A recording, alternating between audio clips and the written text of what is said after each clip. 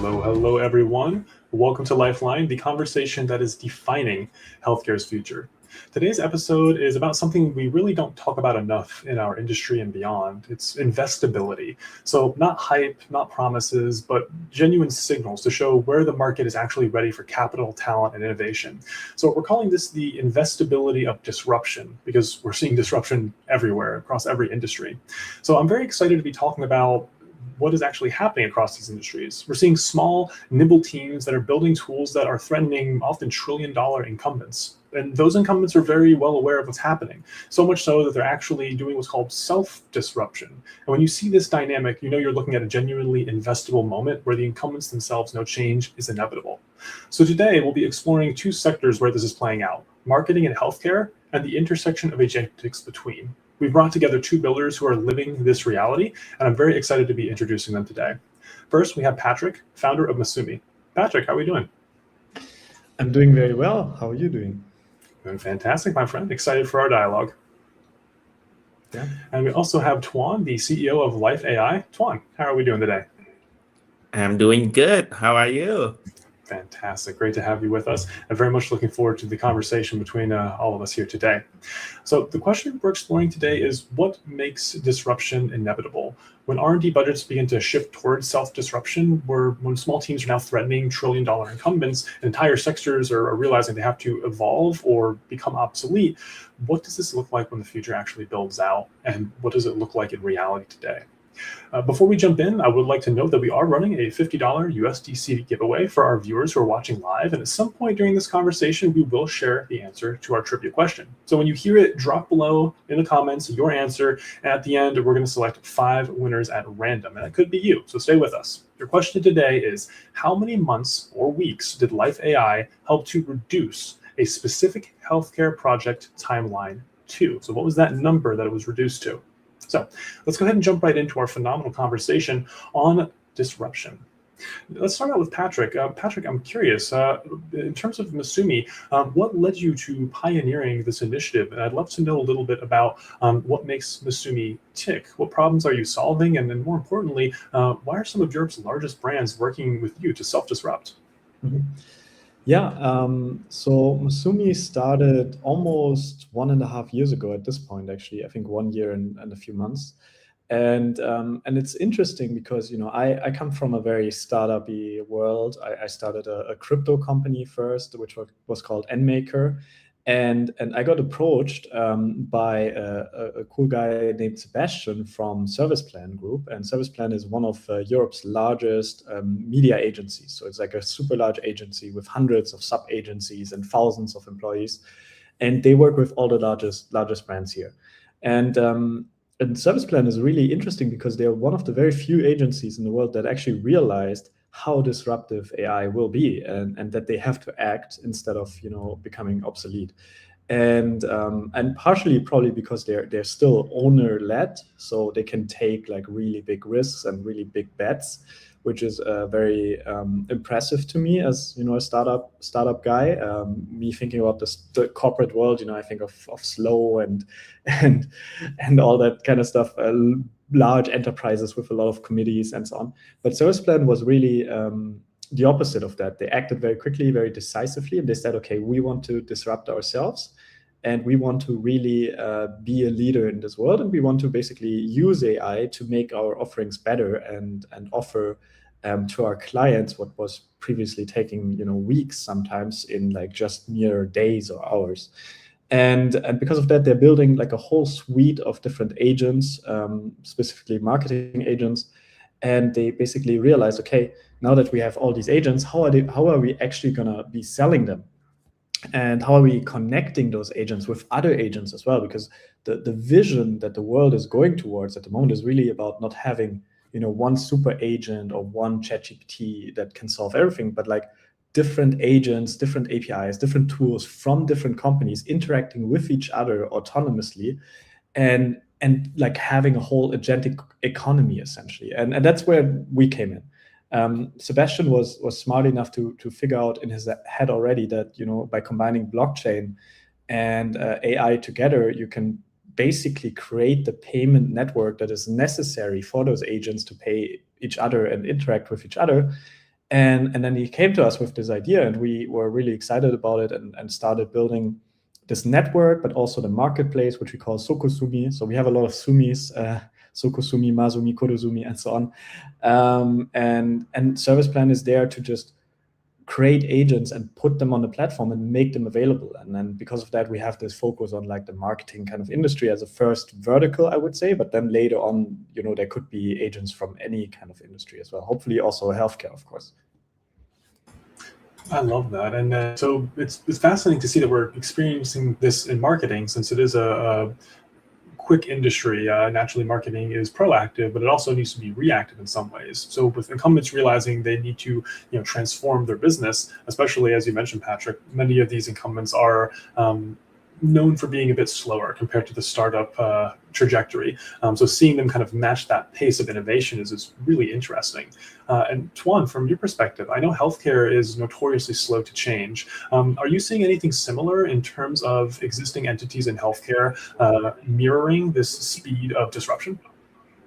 Yeah, so thank you so much. So I think let me make a very quick introduction about Life AI. So you can consider Life AI is like a Google DeepMind for life care.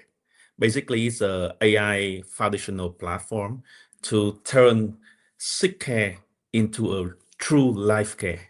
And so talking about the disruption in healthcare, right? I think this decade or like we are entering a really interesting time where the AI can actually have things to move like 10x faster and 10x cheaper. I can talk a lot about pharmaceutical industry, which is like a really old, like 50 years old, which doesn't have much of the let's say improvement. But using AI, people can actually reduce the time from identify the drug target into the first clinical trial from 5 to 7 years into basically less than 36 months. So basically almost like 10x faster to make drug discovery like way faster. Like for a drug discovery project, it normally costs about like 2 to 3 billion US dollar, 12 to 15 years to make a drug. Okay, and hopefully for for the next 10 years, things will move much faster. People can able to like a lot of people can actually enter into the drug discovery industry. It's no longer area for like big pharma. Any research group using AI can actually leverage artificial intelligence to make drug discovery much faster. So that is one of the example, like a very clear example these days. So if you go to the Bay Area, you go to any maybe different coffee shop, you can see people talking about, hey, I'm going to start another drug discovery company using a very, let's say, homemade AI tool or something. So I think it's a real disruption. And of course, the disruption will come from Stanford or some Berkeley or some like Google, DeepMind or something. And it will basically go into other place in the world. Yeah. And you mentioned something very interesting, Tuan. There, you called the current system sick care, and I know in our previous conversations that's really resonated with me, and I think many folk. Rather than calling it healthcare, it's a provocative framing, and I'm curious what you mean by that. Are we looking at an industry that maybe has morphed into something that it was initially supposed to prevent, and can self-disruption potentially kind of solve that and bring that sick care back to the healthcare that we're all looking for? Yes, that's basically it. So basically, like whenever I talk about the current healthcare system, basically it's like really broken. The existing healthcare system is just basically built on a very wrong incentive. Whenever you think about healthcare, you think about hospital, you think about hey, going and meet a doctor. I have a disease. I'm sick, right? But most of the time, actually, like 70% of the diseases actually are preventable. You don't need to go to the doctor. You don't need to go to the hospital. A lot of things are very much preventable for you. And so the original meaning of healthcare is just basically like caring for life, not profiting from sickness, from illness. But these days, a lot of healthcare system basically the incentive is just like, hey, I want to keep you longer in my hospital. I want to make a drug so that it can maintain your sickness a little bit longer. Let's cure the root of the disease instead of like maintaining the sickness. Okay, so that's why like either you can prevent it or you cure the root of this, or you totally destroy the disease from the world. Yeah.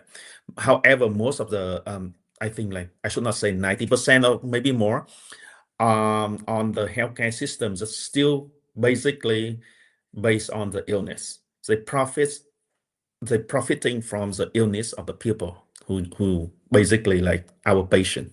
Yeah. And really hope that with the advance of AI, people can, like, for example, like Chan Zuckerberg's BioHub, they have a really nice mission statement. So no disease, or we can prevent most of the disease 100 years from now. Yeah, using AI. And that is a nonprofit organization set up to have a really good mission. And I think they've been there for like 10 years, but actually the Chan Zuckerberg BioHub just recently like take off. They produce a lot of things. Yeah. I love that, and it really is illuminating, Tuan, how you've conveyed this. It seems as though the profit incentives that you've mentioned and the amount of money we're talking about, 3, 6, $10 billion for drug discovery. It's not just one person who's trying to keep everyone sick. It's a whole system. It's a whole system of entrenched interests. And as I see it in all the conversations I've had, individuals, people like us here on the call and our listeners, they want to feel better. They want to live the best life that they can, as expressed by their their nurses, their doctors, etc. So it's the system itself and the shifts that we're seeing that will kind of shift sick care back into healthcare. So it's a super exciting time. And I'm really interested as well, because when you mentioned entrenched interests, Tuan, Patrick, I'd imagine that the kind of marketing world has its own entrenched interests. So like agencies billing by the hour, naturally AI compressing the amount of time it takes to do things can be a negative result there. When you're pitching Masumi to these larger brands, do you encounter any resistance? And ultimately, in your experience, where do you see that decision point where they realize, okay, yes, we have to say yes because it's time to disrupt ourselves, otherwise we'll be left behind? I'm curious as to what kind of resistance you may be meeting, in your conversations at this stage. I mean, there's a lot of resistance, of course, in many different directions as well, and most of it, I think, doesn't necessarily come from the customers, so from the actual brands who are hiring the services, but it comes more from actually also internal, because people are scared. People are scared that AI is going to take away their job. And, I never really worked in super large corporate. The only time I did was when I did an internship at PwC. And I was, even then, like many years ago, I was walking through the halls and I was looking at what everyone is doing on their computers. And I was just seeing people, copy pasting from one Excel sheet to another Excel sheet. And this is stuff that's very similar also to, marketing agencies and large marketing corporates and so on there. And we like to call it intellectual hard work, because it doesn't really require creativity. It doesn't really require that much skill. It just requires a little bit of thought, of course, but it's still hard work and it's not very rewarding. And I think that AI is really here at the moment to replace this intellectual hard work and essentially make that obsolete. And by doing that, it also opens up a lot more opportunities in the more interesting stuff that are more naturally human, like actual creativity, actual brainstorming new ideas and stuff like that, which AI cannot do very well. And I think the majority of resistance right now is definitely coming from people who think that AI is just going to replace everyone and every human aspect. And no one is really sure what is actually going to happen. I don't know either. But I see that the people who really embrace AI the most are definitely the ones who benefit from it the most as well. Our developers, for example, are really embracing it at the moment, and they've all done at least like a 2x in productivity. And another point, which is also really important, actually, is we're from Europe, and and our customers are mostly from Europe. And all AI companies in the world are basically from America or maybe China, some of them. But the large enterprises are scared as hell to just give all their data into ChatGPT and then have OpenAI become this like massive thing that no one can control anymore. So that's actually a big concern, and that's also, I think, part of the reason why there's like a little bit of a microcosm evolving now in Europe, where decentralization and privacy and all this kind of stuff with AI is more pushed. And I think this is also super relevant for healthcare. Of course, people don't want to have OpenAI know everything about their healthcare essentially. So yeah. Absolutely, it's a very important point. The personally identifying information component. I'm interested in something that specifically that you brought up there, Patrick. The personal component, right? I definitely can understand folk who are they're skilled at what they do. Maybe they focus, say, majoritively on intellectual hard work, right? Things that they're skilled at, but can be reasonably automated. I'm curious as to your experiences when these teams ultimately embrace agentic automation. Do you find that in many cases, these individuals who are a bit resistant at first end up embracing it due to, as you outlined, the ability for it to potentially free up time to unlock greater levels of creativity? 100%, 100%. I mean, you can look at it and you can look at the developer community and you see what's happening there right now, and you can just take that and basically say, okay, the same thing is going to happen to every other department in the next 12 months, in my opinion. And the developers are really hardcore. They don't like AI. Most of the really good ones, at the beginning, they were like, oh, AI is just going to produce shitty code, it's unusable, and so on. And almost every single one of them has moved from that stage to now actively using AI every single day. And some of them more, some of them less. Some of them only use like autocomplete kind of stuff. But it's really interesting to observe. Even my dad, who's also a developer, he was like super anti-AI at the beginning, and now he's using it every day. So I think that's what's going to happen in every single department, as I said. Definitely an exciting time. And as someone who is non-technical, I like to joke, I think Ruby is a gemstone, Python is a snake. Seeing the evolving ubiquity of agentics and AI in programming has been a while to witness. I definitely share the sentiment there, Patrick, seeing the change from this is weird, probably nothing, to we really need this to stay competitive.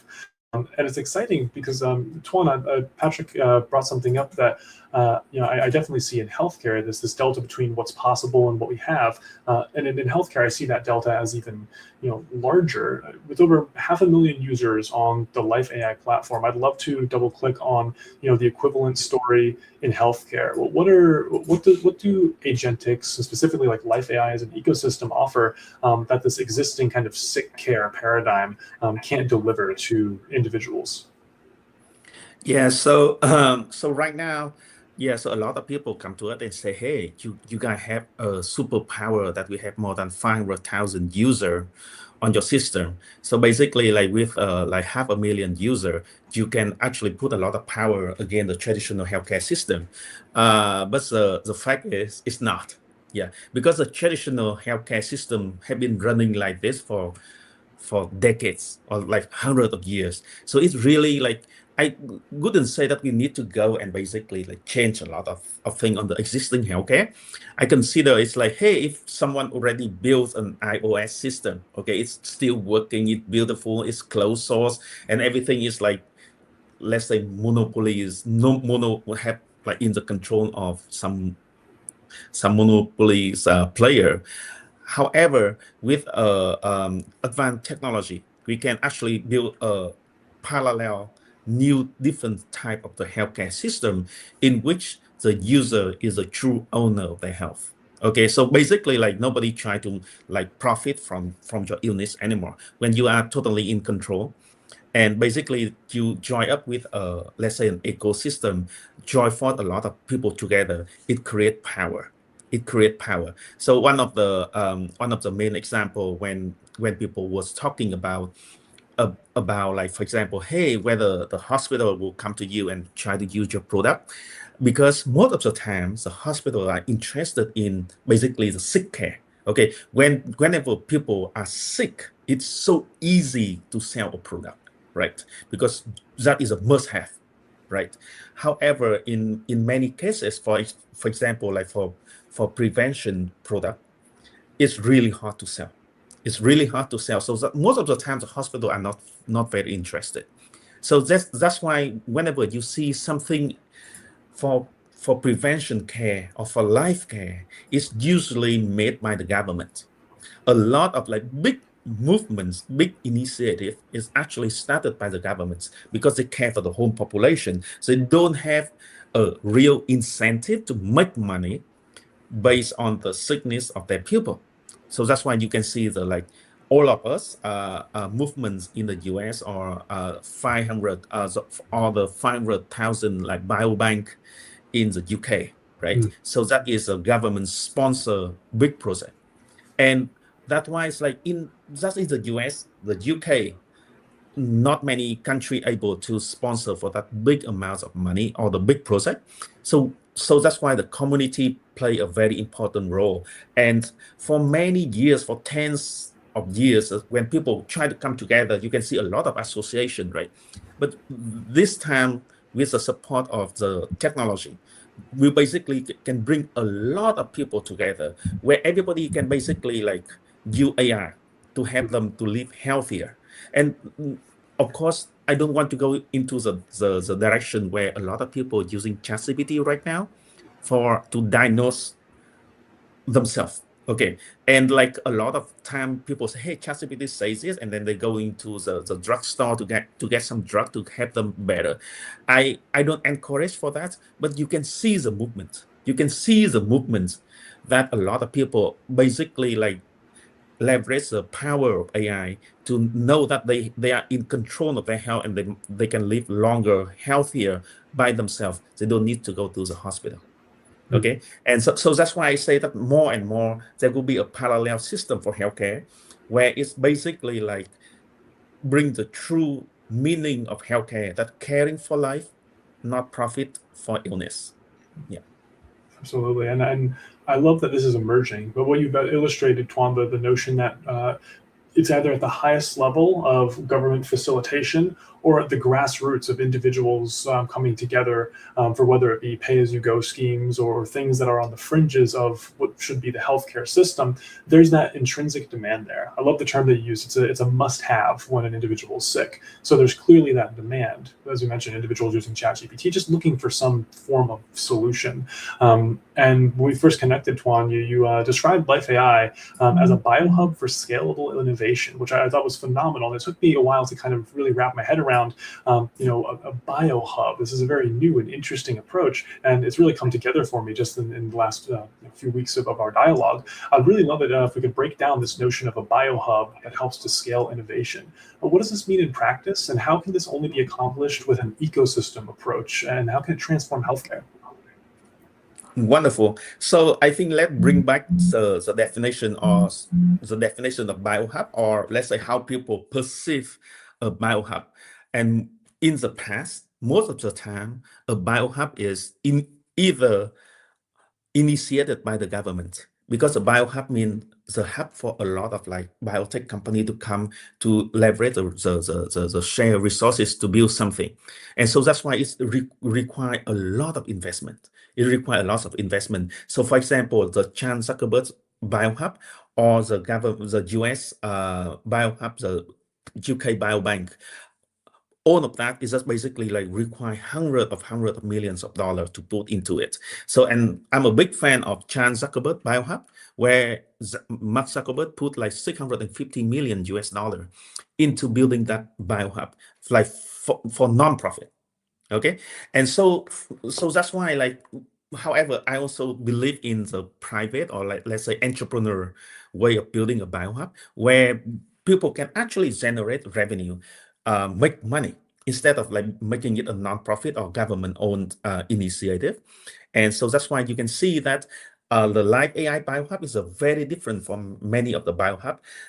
It's actually contain a 3-layer on the top layer is the application. The application, you can see many precision health app running on the Life AI BioHub. It's just basically you get for the consumer, for people, when they look at the Life AI BioHub, they can think of it's a one-stop shop for them to search for or to find a precision health app for them. So for example, someone say, hey, I'm afraid of having a stroke because like my family members that have a stroke. Where should they go? Ideally, they go to the Life AI BioHub marketplace. They will find a personalized stroke prevention application for them. Okay, so at the top, on the top is an application where everybody can use the precision health application, and then like below it is basically a platform for builder. So a lot of people, the developers, where they should go before the AWS, right? You want to start a new startup, you have to make a website. It could take like a team of like 5 people several months to make a website in like around 2000, right? And the moment the AWS came alive, right, making a website is like 2 days, 2 day job, like one person job in 2 days. Similarly, the Life AI BioHub at the core layer is a platform for builder. So a lot of people say, hey, I can come here and build a healthcare application because it provides everything. Is like modular, AI model, data for training, and also a marketplace for you to basically like showcase your end product. So top application, middle as a platform for builder, and at the foundation, the base of Life AI BioHub is basically a infrastructure for nation. Okay, so basically like our aim at the end of the day is still like a healthcare system for a population for nationwide initiative. So that's why we can basically consider the foundation is an infrastructure for the nation. For example, like in Vietnam, the Hanoi Medical University, they have a nationwide program to find the genetic variant associated with cancer. Like say, hey, the government say, hey, I have this project to identify the top variant, genetic variant associated with the trendy most popular cancer in Vietnam. So basically that is the nationwide project. And we hope that the Life AI BioHub is just basically serve as an infrastructure for researcher at the nation level to do the population-wide research or application. Yeah. So one sentence summary, the Life AI BioHub is just basically like at the top application, one-stop shop for user. At the middle layer is a platform for builder, and at the foundation is just basically the infrastructure for public healthcare. I love that, and that notion of a biohub being this feedback loop of like you mentioned, Tuan, infrastructure for public healthcare, but infrastructure that is empty is not useful. And it is filled with applications that are useful, interesting, and beneficial for individuals. But how do they get there? Through the signal provided by the individuals themselves. So this layering approach and this ecosystem approach is fascinating and very encouraging. It's a very rare situation, Tuan, as I'm sure you're more aware than I am, having built the ecosystem where there's a big flashing light that said, please build this for builders. That's an excellent sign.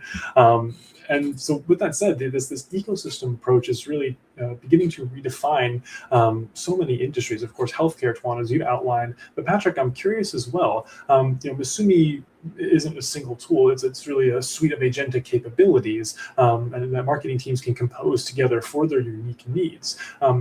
Is that composability part of what makes AI and agentics investable? I would love to hear your thoughts on how you think about building infrastructure versus building just features or one-trick components. Would love to get your thoughts on that. Yeah, I think that it's really about building networks, right? I mean, what you see right now happening right now is that you have a lot of multi-agent kind of coordination in companies. So you have a lot of these multi-agent frameworks already, like Crew AI and so on. And companies are using them right now to build different crews of agents all with specific talents. Like one is, good at writing copy, another is good at, posting something, another one is good at coordinating, that kind of stuff. So you build teams internally already, completely consistent of AI agents. And what's happening, or where this whole trend is going, is basically that you have those teams and those agentic co-workers in a way, not only inside your company, but you have them outside as well. And then you want them to work together. So you would have like an agent from company A working with an agent from company B. And I think that's really what it's all about. So it's about composability, and it's about coordination through, in our case, a decentralized network. And I really think that this will lead to a lot more efficiency, because I mean, even just looking at the healthcare sector, there's not going to be likely this like one AI that's going to completely dominate the healthcare sector, right? There's probably going to be different AIs from different companies, small, large, but also potentially from hospitals and from individual doctors or so, with like data specific to them and their specific niche, or maybe even their customers. And maybe you even have one for each individual. If I don't want to share my data with everyone out there, and I just have like my own healthcare data running locally in like some local LLM, then you need to have some sort of way to connect with other agents, give them access, and solve these large questions and problems as a team.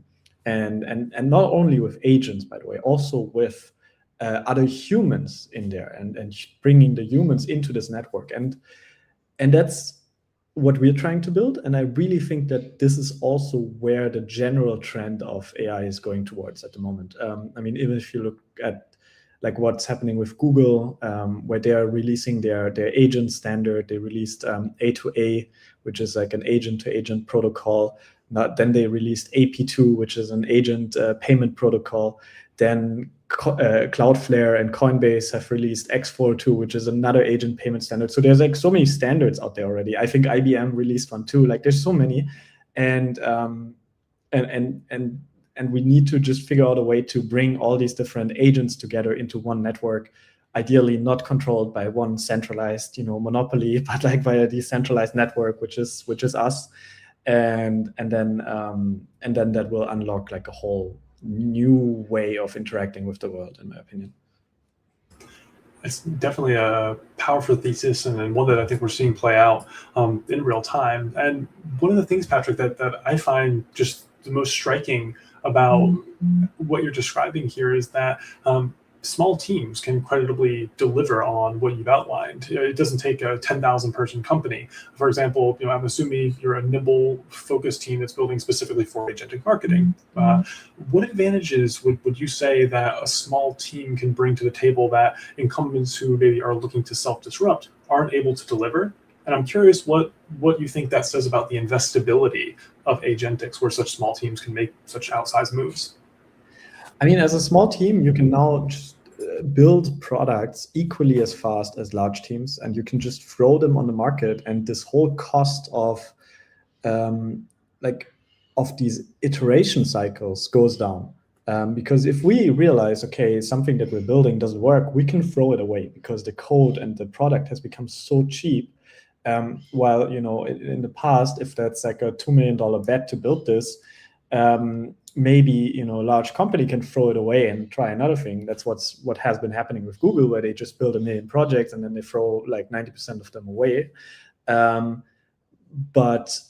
But now you can do that as a small team, which is really incredible, actually. Even as one person, you can go ahead and you can build 20 projects in 1 year, and you can probably even more if you really commit to it, and you can just figure out what is working and what is not working. So I think the investability has never been higher, and you see that there's also like the highest amount of money ever going into AI companies right now. Even though it brings its own risks, of course, as well. If you can just build something and then throw it away quickly again, then the advantage that you have by building a cool product is almost zero, and anyone can just clone it very quickly. So the advantage is more in the network that you build, and in the speed, and in the surrounding kind of mechanics that you bring to the table. I love that. It really illuminates the ecosystem thesis, Patrick, that I believe we've touched on here. I think it really highlights the investability, and it's really a beautiful moment in history, where small teams with the right thesis can perform on the same level of as these massive incumbents. And it's exciting because, Tuan, I know Life AI is already proving this in healthcare with the ecosystem that's been constructed there. And naturally, healthcare is just uniquely complex, and not just individual biomarkers and profiles, but regulation, privacy, and of course, resistance from some of these incumbents. I'm really curious, Tuan. I'd love to hear your perspective on how do you move fast in an industry that seems almost designed to move slowly? That is a very, very interesting question. Let's say this way that there is no free lunch. Okay, there's no free lunch. Let's say that we move, like at Life AI, we move faster than many of the traditional healthcare companies. So one of the main reasons, because there are some big guy already spent a lot of money to build foundational AI models. So you can consider the way we move fast is like the way DeepSeek work against the OpenAI. So for healthcare, like there's so many, like when we go deep into each vertical, that you can see that in the US, every healthcare vertical, you can find one of the doctor AI for that vertical. Similarly, for Life AI, we don't go a horizontal open AI way, we go the DeepSeek way. Okay, so that's why we can move a lot faster and a lot cheaper. So that's whenever we go and talk with our partner, you can consider it's a platform for builder, right? A builder coming to our platform is, hey, you don't have to start from zero, right? We already have many models for you to select from. Okay, AI model has become commodity. You don't have to basically create a new model, train a new model. You can pick some existing model, a vertical one. You can train with some specific set of data to fit your need, right? So basically, we pick the model for you, train it for them, and actually have them to develop their own product, right? So all of that one, if they work alone, they could spend like years and basically months or years and millions of dollars to do this. And we say, hey, with $100,000 of US, you can build a standalone product, which we used to build it in like 3-4 years in about like several months. Okay, we basically have them, for example, like KB Pharma. When we first talk with them, like they want to build a personalized stroke prevention for the Indonesian, right? And they say, hey, you already built something in Vietnam, and we would like to build something similar. And we say, hey, you don't need to go to replicate the path we did in Vietnam. You can build a new one on Life AI platform. It's just basically like, instead of like spend about $2 million in about like 2 to 3 years, you can do it in less than $100,000 in basically like 4 to 6 weeks. Yeah, and we make it happen. Okay, so basically the main takeaway is we work like a DeepSeek, because there's already someone make some great investment, great resources out there. We utilize them, create a vertical model for a specific application. And that's why we move way, way faster than many of the traditional healthcare companies. Absolutely, and the speed is self-evident.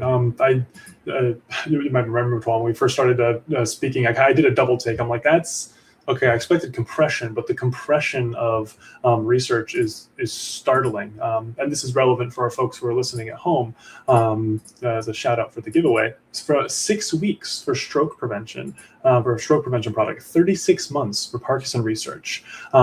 And Tuan, as you mentioned, this is research that would have taken years and millions of dollars compressed to a 6-week time frame for a stroke product, which is phenomenal. And I'm really interested as well, Tuan, just to kind of expand on what you shared here. All of this sounds fantastic from an ecosystem perspective, and frankly, a paradigm shift in terms of how folks think about not just healthcare as a whole, but preventative medicine, drug discovery, and research. I'm curious, with Life AI having over 500,000 users, how are you navigating the complexity of almost intrinsically risk-averse industry? And most importantly there, what makes AI investable when naturally many healthcare investors have been burned before, given the complexity of the industry? Yeah, so I think let's say this way, we are a little bit of like lucky. We are very lucky because, for example, the moment we started in the US and we focus on the Asian American. So basically the American who are Asian. And then we realized that, okay, if we want to focus on the Asian population, let's move to an Asian country. So that's why we relocated to Singapore, Vietnam, Thailand, Korea, and so on. And let's say this way, that we were very lucky. Like in our early day, we get a lot of support from the local governments. And so that's why I say that in healthcare, things move very slow.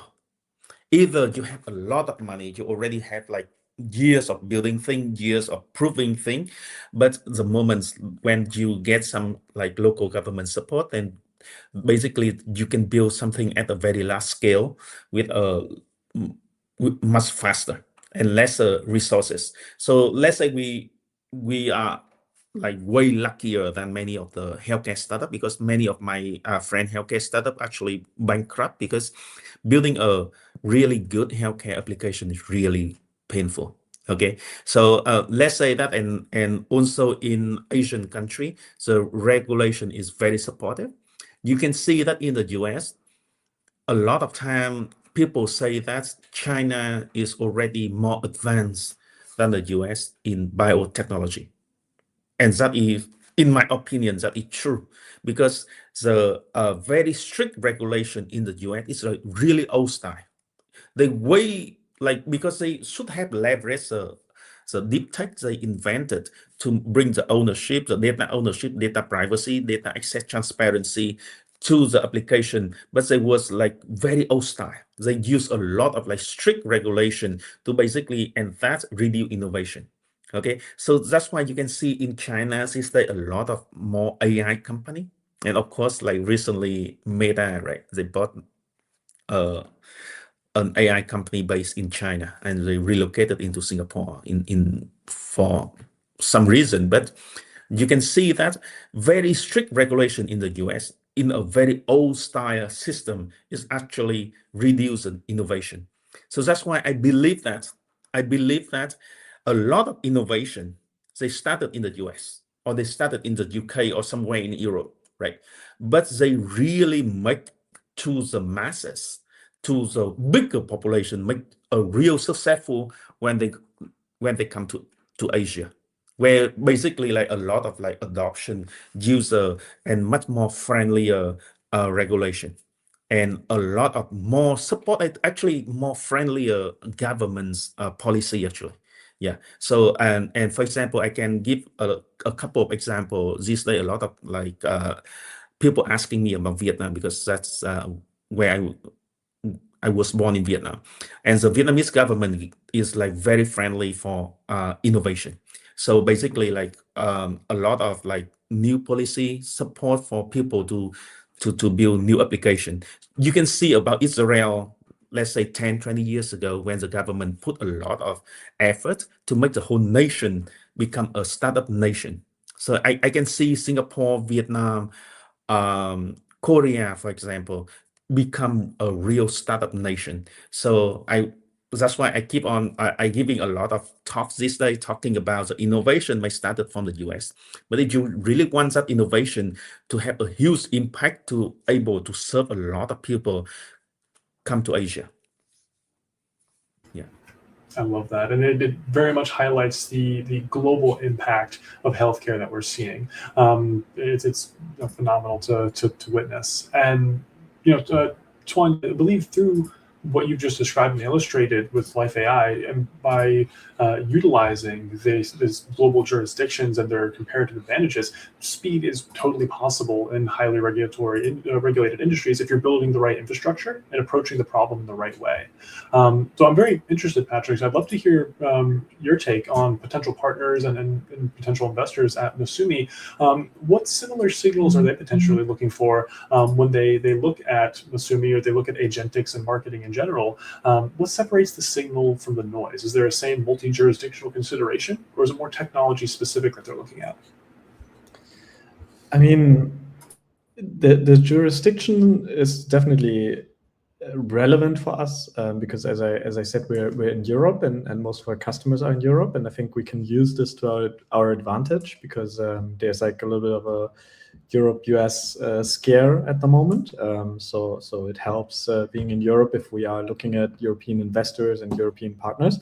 But of course, we want to be global. We want to build an open network for everyone. So this is only the starting point. And I think I mean, in the end, it always just comes down to the customers. Like, how many customers do you have? How many of them are actually using the product? That these are the KPIs that are actually, relevant. And that's what we're looking at. And we are trying to be more in those like traditional industries, and really position ourselves strongly in there, because once you are in there and you actually bring a lot of benefit, there's not that much change. AI, like right now, everyone is hopping from AI tool to AI tool, right? But if you go into these like larger, medium-sized companies, even corporates, and you really position yourself there and you have long-term customers, then that's a lot more interesting and more stable for us. And that's kind of the direction that we're going. Yeah. I love that, and that's it really kind of reminds me of something. I know we were all just talking briefly before we jumped on the live stream here, about kind of the waves of innovation we've seen, Patrick. Previously, Tuan, you mentioned very, very early on, I think it's 15 years ago, there were some of the bigger incumbents utilizing AI and doing things with AI. For those who are listening that were around during maybe 2017 or 2021, they remember, hey, it's blockchain's big moment. But naturally, adoption happens in fits and starts. But some may say that 2017 was really that spotlight moment for blockchain technology for the first time. So I'm really curious, Patrick, from your perspective, what makes this wave of AI different? What sets the agentic tools that we're seeing apart as really a part of a durable thesis rather than just kind of an ebb and flow of technological evolution? I think that the core thesis is that the global productivity will rise, and I think that's what it's all about, and that's why I also don't think it's really a bubble. I mean, of course, there are some bubbly effects to it. I mean, there's a lot of spending there, and maybe many companies that will shut down at some point. But if the global productivity rises, and the best estimate I saw was by Satya Nadella, who is actually the CEO of Microsoft, he said that it should rise by 10%, and then it's really worth it. And that's kind of how I approach this as well. Like, I don't think about AGI too much, because if that happens, then everything will change anyways. And I just think about, okay, how much productivity can be increased.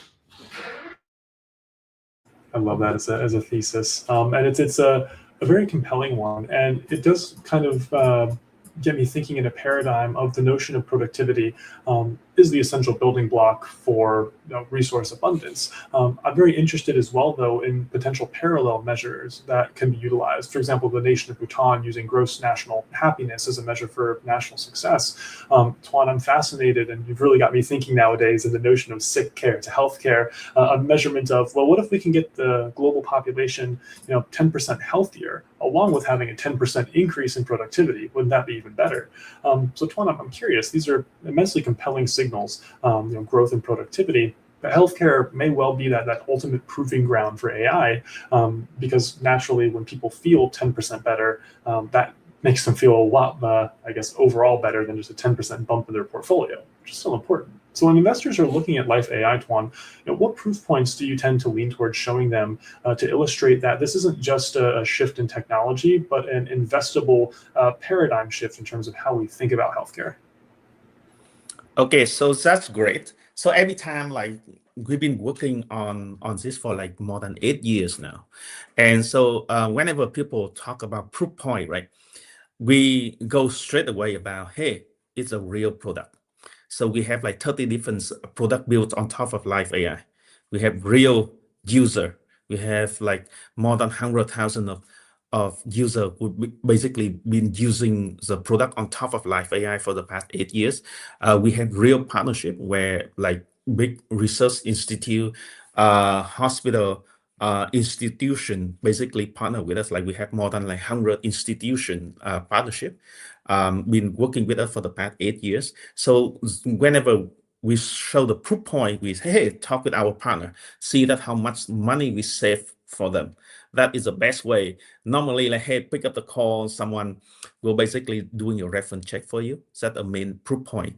And also, like, for example, the great thing about like what we see recently for the past 12 months, a lot of like user behavior changes, right? Because previously, like most of the time we had to go through the hospital channel, because at the end of the day, right, the perception of like as a user perception, everything related to healthcare are basically associated with the hospital. So the hospital channels have been our one of the main channel for us to reach out to our customer, our user. But for the past 12 months, so like because maybe like technology people are getting more about ChatGPT, will understand more, and then they basically explore themselves, and then they somehow like AI in our market become a top of mind. So whenever they think about, hey, how can I understand myself better about my DNA, they come to Life AI. They see one of the like genetic tests specialized for Asian, for example. Whenever they have a problem, like for example, like in many of the Asian country, the rate of people having stroke increased significantly after COVID. Like a lot of people like worry about stroke, worry about getting a stroke, right? And because the ratio of people getting the stroke getting younger and younger, a lot of people like very much worry about it. And in top of mind, they come to the Life AI marketplace, they can see a personalized stroke prevention for them. Yeah. And this day also, the nice thing about AI is you have a doctor AI in your pocket, right? You don't have to go to the hospital. Most of the time you can actually like you go to Life AI, you can see like the doctor AI, like basically able to answer many of the questions for you, like the very generic question, until you get a very specific problem, a disease or the rare disease. You need a super, like let's say vertical expert in that field, then you go to the hospital. Otherwise 90% of the things you can actually like get it done by talking with a virtual doctor. Yeah. So because of the behavior changes, it's actually help Life AI a lot to get more user getting into the system. Yeah. Otherwise, like 3 years ago, it's really hard for us. Always we have to go through the hospital channel. No, absolutely, and that intrinsic bottleneck is something that I think many folk. I can only speak for my own experience here in the U.S., but here in the U.S. we are faced with that immediate escalation of urgent care or hospital, or just kind of figuring it out. And on the longer arc of prevention, that becomes even more salient. So I was already bullish before jumping onto this broadcast on the future of agentics and its multi industrial purposes. And now even more so. So, with that said, just kind of coming up on the last couple minutes of our conversation here, I'd love to put a fine tip on it for our audience. If you were talking to an investor on, where it may be interesting to deploy capital in AI and agentics at this time, where would you tell them to look in your particular niche, in your particular realm? So, kick this over to Patrick. Patrick, from the marketing and the agentic side, what signals would you tell a company or an investor in your company or your sector to show that, hey, it's ready for disruption and it's happening now, and agents are in the driver's seat of this disruption?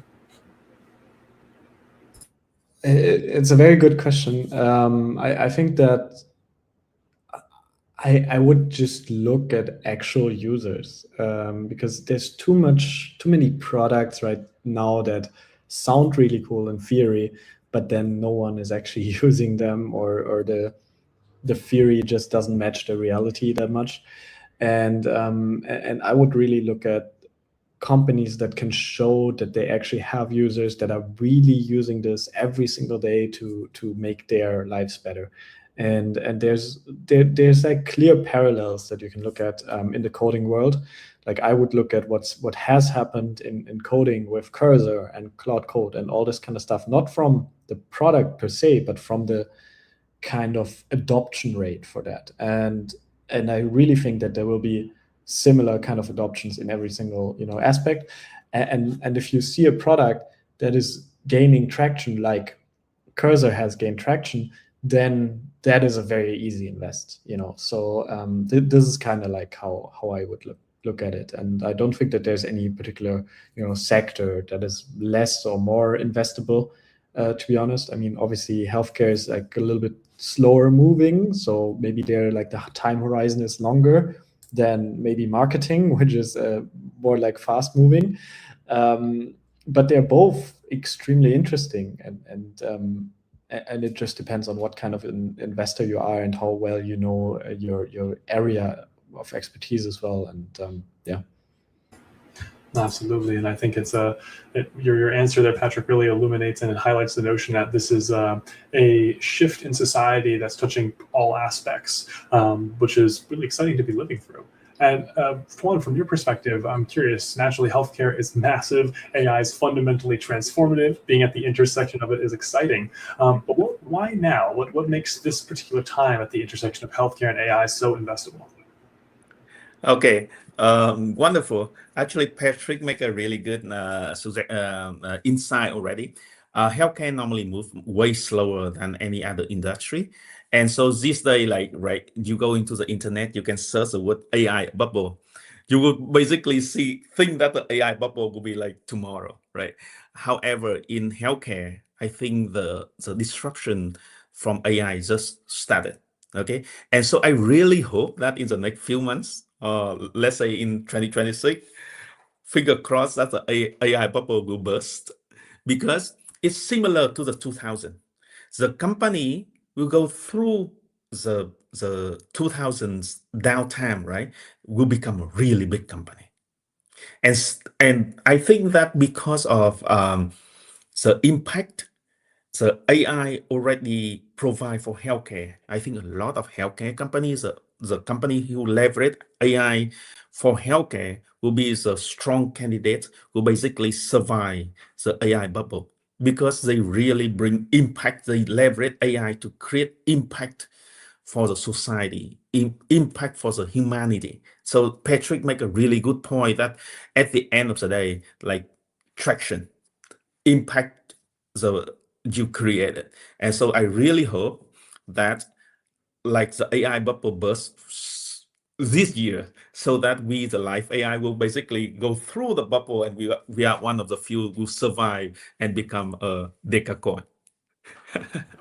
I love it. A strong position and shot across the bow. It's time to enter the pressure chamber. Life AI is ready. That's so exciting, and it's such a exciting time to be in the industry and then having conversations with builders such as yourselves. So with that said, I appreciate everyone and their time, their attendance, our listeners, our audience. One last quick question for the both of you. If people want to start getting engaged with the awesome stuff you're building, where can they find you? Patrick, I'll kick it over to you, my friend. Where can we find more from yourself and Masumi? Yeah, so I think Patrick said that his laptop running out of battery. Oh, no. Yeah. Okay. No worries there. Perfect timing. So we'll pass it over to you, Tuan. If we want to know more about Life AI, which I encourage everyone to do, where can we find some more information? Yeah, so I think our Twitter is the main, let's say, the window to basically share the work at Life AI BioHub with the world. And so you can go to our Twitter account or my personal account. Normally, I just basically retweet our main Twitter. Okay, and like Tuan Tuan underscore Life AI. That's my personal Twitter account. Yeah, and of course we are going to update our LinkedIn profile, but I think like Twitter is have much more information about us. Yeah. That's excellent. Definitely encourage everyone to check out Life AI. And on Patrick's behalf, you can check out Masumi at masumi.network. They are a decentralized protocol empowering AI agents to collaborate seamlessly and monetize their services effectively. And you can check them out on Twitter at Masumi Network. So shout out to Masumi and the team and Patrick for their excellent contribution today. And of course, Tuan, always phenomenal discussing with you and just exploring the future that we're hurtling towards and the exciting ability for anyone and everyone worldwide to access actual healthcare, not sick care. So today, everyone, we were able to explore what makes disruption genuinely investable. Small teams can now operate on the same level as massive enterprises. Incumbents are investing and undertaking self-disruption themselves. Agentics are their own category with an AI capability, and healthcare's massive market and its slow-going nature intersecting with AI's transformative capabilities makes for a very compelling thesis. So with that said, thank you all so much. We do have one more final component here. We have giveaway announcements. So with that said, we'll be announcing that momentarily. Just waiting for those to come through. And drum roll.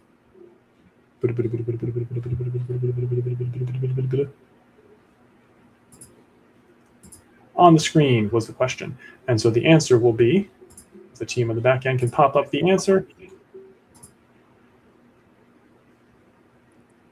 Awesome. So we will be posting the winners live below in a thread on Twitter. So keep an eye out for that. I thank you all so much for your attendance, and we look forward to seeing you in the next episode of Lifeline.